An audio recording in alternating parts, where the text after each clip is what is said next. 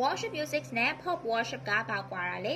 အသင်းတော်ထက်ကတခြင်းတချို့ကိုလူငယ်တွေကဟောင်းနေပြီလို့ပြောကြပါတယ် modern worship တခြင်းတွေကိုတော့တချို့က concert လား worship လားဆိုပြီးတော့မှမတဲကွဲလို့လည်းမေးကြပြန်ပါတယ်ဒါဆို worship music နဲ့ pop worship ကတကယ်တမ်းဘာကွာခြားတာလဲ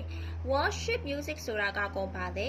traditional worship music ဆိုတာကအသင်းတော်ဆိုလိုက်တီးဆိုဖို့ရေးထားတဲ့တခြင်းတွေပါဥပမာ amazing grace နဲ့ how great thou art ဆိုတဲ့ဒီလို hint တခြင်းတွေမှာဖျားသခင်ကိုအလေးထားတဲ့စာသားတမန်ကျမ်းစာအခြေခံ theology လွယ်ကူတဲ့ melody နဲ့အသင်းတော်အဆိုလိုက်တီးဆိုနိုင်ခြင်းတို့ပဲဖြစ်ပါတယ်အဓိက focus ကဘာဖြစ်မလဲဖျားသခင်ကဘာတူလဲဆိုတာကိုအဓိကဖော်ပြထားတဲ့တခြင်းတွေပါemotional ခံစားချက်တဲ့ truth ဆိုတဲ့တမန်တရားကိုပို့ပြီးတော့မှဦးစားပေးပါတယ်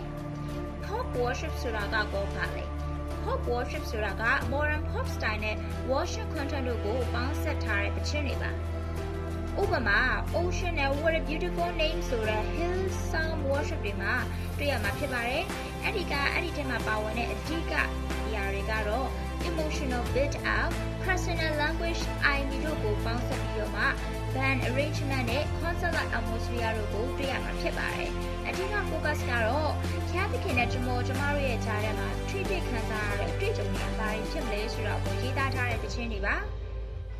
ဆိုတော့တကယ်တမ်းအဲ့ဒီရဲ့ကြားထဲမှာဘာတွေကွာခြားမှုရှိနေတာလဲ worship music နဲ့ pop worship တို့ကိုနှိုင်းယှဉ်ကြည့်လိုက်ကြရအောင် worship music ဆိုတာကတော့ God centered declaration နဲ့ doctrinal depth congregation focus တို့ကိုတွေ့ရမှာဖြစ်ပြီးတော့မှ pop worship မှာကျတော့ personal devotion expression နဲ့ emotional impact နဲ့ stage projection focus တို့ကိုတွေ့ရမှာဖြစ်ပါတယ်ဒါပေမဲ့မေခွန်းက style ကပဲအရေးကြီးရလားJohn chapter 4 verse 24မှာကတော့ spirit and truth နဲ့ worship လုပ်ဖို့ပြောထားပါတယ် truth ဆိုတဲ့တမန်တရားမရှိတဲ့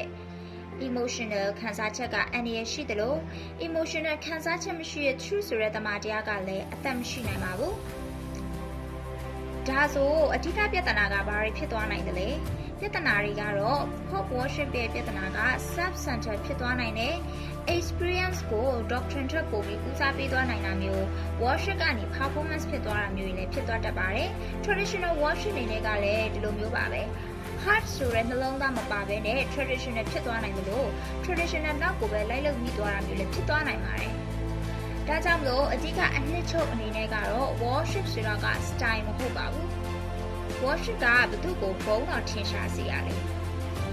Psalm chapter 29 verse 2ထဲမှာကတော့ give unto the Lord the glory due unto his name အဲ့လိုမျိုးဖော်ပြထားပါတယ် pop ဖြစ်လို့လည်းမမှားပါဘူး hint ဖြစ်လို့လည်းတန်ရှင်းသွားတာမျိုးလည်းမဟုတ်ပါဘူး heart နဲ့ကျမတို့ရဲ့နှလုံးသားကိုပေါင်းစပ်ပြီးတော့မှ biblical truth ဆိုတဲ့တမန်တရားကိုကျမတို့ပေါင်းစပ်ပြီးတော့မှ true worship ဖြစ်လာမှာပဲဖြစ်ပါတယ်ဒါဆိုယခုနားထောင်နေတဲ့တင့်ရဲ့အနေကရောပါလဲ traditional worship ကိုပိုကြိုက်တာလား modern pop worship ကိုပဲကြိုက်တာလား comment မှာရေးသွားပေးပါ like and share လုပ်သွားပေးဖို့လည်းမမေ့ပါနဲ့နော်